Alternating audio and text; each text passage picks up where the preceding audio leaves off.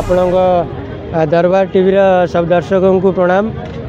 आज गोटे ये गोटे उत्कंठार जिनस देखा मिली गोटे पटे यात्रा जगतर जे चर्चित मालिक अच्छा अनंत नारायण धल नांडू बाबू से आज जातीय कांग्रेस दल को जॉइन करने को आसुच्चंती। अन्यपटे जे कांग्रेस टीम ये ताला मारी देइचंती गेट। ये गोटे बड़ा दुर्भाग्यजनक कथा। कांग्रेस जितेबाला संपूर्ण मौली जाउची बा झड़ी जाउची से समय जितेबाला जड़े व्यक्तित्व कांग्रेस को मिसापी चाहते कांग्रेस को मजबूत करने चाहते सेतेबेले आमे तांकु स्वागत करिवार जिनस रही किंतु एटी हजार हजार संख्यार गाड़ी कर्मी जितेबाला आसी पहुँचुंट आउ कांग्रेस ये ताला मारी रखुची। ये दुर्भाग्यजनक कथा। कौटि ना कौटि माने गोटे दल को नष्ट करा जाउची।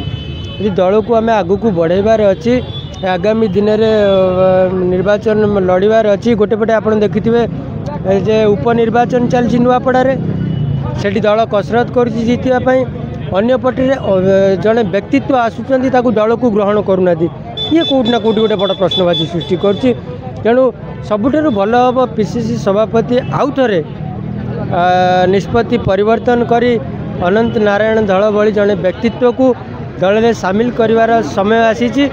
तेणु अनंत नारायण धल को सामिल कले कौटि ना कौटि आज तो बड़ चढ़ारू 20,000 ऊर्ध्व लोक आसी सामिल होती कांग्रेस दल में। तो निश्चित भाव आम देखा गले ए समय घड़ीसंधि मुहूर्त पीसीसी सभापति आउ थे निष्पत्ति परिवर्तन करी दल में अनंत नारायण धल को ग्रहण कर समय आसी। कांग्रेस भवन गेट बंद करने कथा नुह किंतु नांडू बाबू जो जो आम अंतचरण दल आसचे माने जड़े मिसिया को आउचेनी सी ये जो कार्यटा करुचेनी किंतु भल कार्य नुह किंतु सी उपरू परमिशन आनी राहुल गांधी थ्रू आनी आणिकी आसचेनी एठिकी आसी यही सब कार्य कांग्रेस यही सकाशे विराट हो कांग्रेस ओडिशार कहीं सक्रिय होनी यही सकाशे जी भी हो मिसापी क्या विरोधी करवाटा ठीक नहीं। यहाँ पीसी सभापति जोटा करुँचे ठीक कम नुह। से बहुत हाराहारी 2000 बोलर आई। हाँ आमर 43 पंचायत सबू लोक आई एठिकी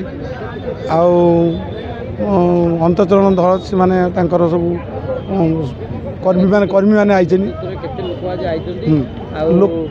लोक हाराहारी आम भावुँ 15,000 ऊर्ध्व लोक